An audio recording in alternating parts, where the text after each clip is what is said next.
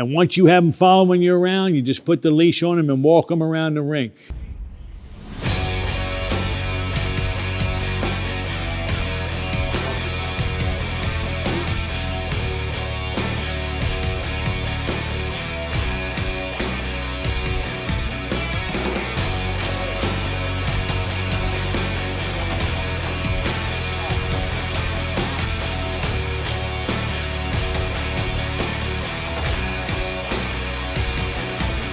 Let's talk about head movement. Let's just talk about our general head movement, right?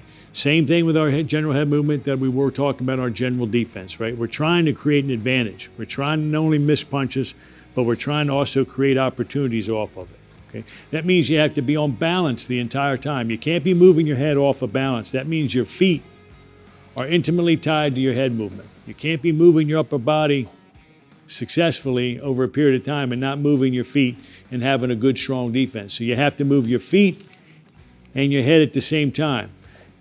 When you're moving your head, there are 3 planes of movement. What are the 3 planes of movement? What is one of them?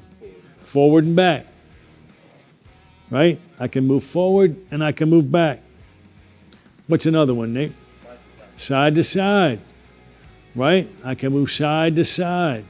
Forward, back, side to side. Now I'm getting something, right? Now I'm changing the distance from him. I'm changing the focus of his punches. What else? Up and down, right? I'm changing my level. I'm up here, I'm down here. I'm over here, I'm over here. I'm here, right? A good defense, good head movement, right, has you moving in all 3 planes according to the need. Sometimes you'll break it into a simple, you'll stay in this plane, and you know the guy, you set him up, and you're going to throw a short punch, you're just going to drop, right? We call that riding. We're going to ride it, right? Sometimes you're going to throw the jab, and you're just going to get off the center line, right? We don't want you sitting on the center line, right? And sometimes the punch is going to come from the side, and we're going to drop underneath. But a good defense and good head movement requires that you move in all 3 planes, and you do it very fluidly, not robotically, you know, right? But nice and fluidly, that they all flow together. So you have to learn to be creative. And when we talk about this at the beginning, it doesn't look creative. It looks like I previously described. You're thinking, your head, but you got to learn how to connect these things, right? You got to learn how to connect these things. So we created a visual reference for you. And this is what it looks like. It basically connects this part of my body, this part of my body, and the small part of my chest down here, here, right? And we move our head from side, so Brian, come right here. Moving along that triangle, I'm going to move my head from that side to that side, down, up. I'm going to move side to side and up and down. Right? Side to side, up and down. Right? I'm going to move along the pathway of the triangle. Move my head along the pathway of the triangle. Okay? When I'm on the outside, or I'm at a standard distance, a traditional distance. When I'm on the inside, I'm going to change. I'm going to move my head from here, to right below his chin and over. So I'm going to move my head. I'm going to be a little small for him. But I'm going to be on the inside. I'm going to move here, and here. Right? I'm going to stay in his chest, but I'm going to move my head along this grid path. Right? When I'm on the outside, I'm going to move from here to here to here. My head's going to move along the triangle like that. And when I'm on the inside, it's going to move from here to here to here. Meaning my head is never where? Never in the center, for too long anyway. Okay? And then there's a line that goes under like this that signifies us when we roll up underneath and we change our, right? We change our level. Punch comes this way from the outside, we roll up underneath. Punch comes the other way, we roll up underneath, right? So our triangle, our visual cue that we write up on the mirrors is a triangle this way, a triangle this way, and then a roll pattern underneath, like a smiley face underneath, okay? So it's going to be up on the mirrors, and we put it up on the mirrors, and we have the kids just follow it, right? And it teaches patterns. It teaches you paths. It teaches you where to put your head. But it teaches you something really important, that we don't like your head right in the middle where it's hittable. We constantly like you moving, right? And moving in all three planes. So go back. Okay?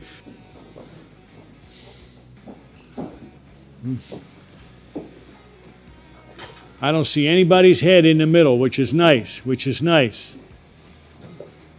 Good, good, good, good. Just basic head movement. A visual reference, a cue for you to follow. Get off the center line. We don't want your head resting too long in the middle of the other opponent. Come on, right? This is a center line right here. We don't want your head here too long. I'm not saying never, because sometimes it's required to be here to do some things on offense, right? And sometimes you're going to want to set your offense off the center line, right? And there's a million things I'll show you down the line. But for right now, generally speaking, when you're on defense, you want to make sure that his head's not right down the center line where I can throw my punches straight and land. You're constantly moving, constantly moving, constantly moving, changing your level, right? Now you can add this in. It's not signified on the chart. You can add this in. So your head movement now, you're moving in all three planes, right? And you're moving freely.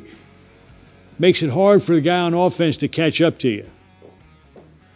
When a guy can't catch up to you and you're in front of him moving and your body's moving, you're slick, right? And you know what happens to him? What happens? He gets target locked. He's so busy trying to find your head, he forgets all about his own defense, right? You're so big, you're moving. I'm trying to go ahead and move. I'm trying to lock in. Right? I'm trying to find that right shot so much that I'm stop thinking about my own defense. Right? And you come out of bam! You come out of that thing and right? And I say, holy, right? You're going to hypnotize him in a way. Right? We're going to hypnotize him by using our head. We're going to get him to be overly focused on trying to catch up. What else do you hear me yell all the time in the ring? Right? Be first. Right? Be first. Well, you can be first on defense. You can lead them around using your defense. You could be ahead of them, right? If you're always reacting to every punch he or she throws, when you're always reacting, you're being reactive. You're second. If he's always trying to find you and he can't find you, you're first and you're, right? He's following you around. Right? He starts following your head. He'll start following your feet. You know what you do then? You just slap the leash on him and you walk him around the ring and walk him right into a punch or a mistake. Right? Be first. Use your defense to be out in front. Make him follow you. Don't be reactive all the time. Sometimes when you stay, of course you got to react to the punches that are coming. But as you get in and you start moving your head, you can take over his offense by being first with your head movement and make him tracking you. Then you add your feet. You can make him make mistakes or have him walk into a punch. You can be first on defense. And once you have him following you around, you just put the leash on him and walk him around the ring. People will follow you around the ring all night long. They'll forget about everything their coach ever told them. Okay? When they're so busy trying to find you. Right? Learn how to move your head. Move your head in all three planes. Use the visual cues that we put up on the board. Good. Takes a little artistry. No punching. No punching. No punching. Head movement. Head movement. Head movement. Lead them around. Dominate with head movement. Be hard to find. Right? This is where you make them miss and then you get them set up properly, you make them pay. Excellent, excellent, excellent. Now try and tie your feet in. Move your feet a little bit. Don't be in cement. Good, good, good. Head movement. It's a little deliberate right now and it's a little animated, right? We're working on something and you're a little but this all turns into something really smooth over time. Really effective, really efficient over time. The better you get at this, you learn how to measure distance. You learn how to measure, right, your distance from your opponent, where you do this as opposed to this because you don't need to do that. where you do this as opposed to this because you know that's all you have to do. So it becomes very tight, very efficient, very subtle, but very effective, right?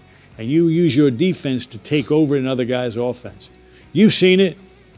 You see when Floyd gets close and the guy's throwing, he can't hit him. You see the videos of Ali moving. You watch it, right? You watch Canelo down, up, over, right? You see it, right? Canelo's pulling out, right? Head movement, right? It's a work of art, right? It's artistry. It's creativity, right? And it all stems from his defense. The punching's great, right? This is where you get to be an artist, man. Moving your head, making the guy miss, frustrating the other guy. You know what happens when the other guy misses and gets frustrated? He makes mistakes, gets greedy, gets angry, right? All the things he's just trying to get that jab, and you're just on the other end of that jab, right there. He can't land it, right? He starts getting anxiety. He starts wondering, he starts putting weight on that front foot, right? He starts getting angry. That's when the openings occur. That's when the opportunities appear. And it all started with little head movement, right?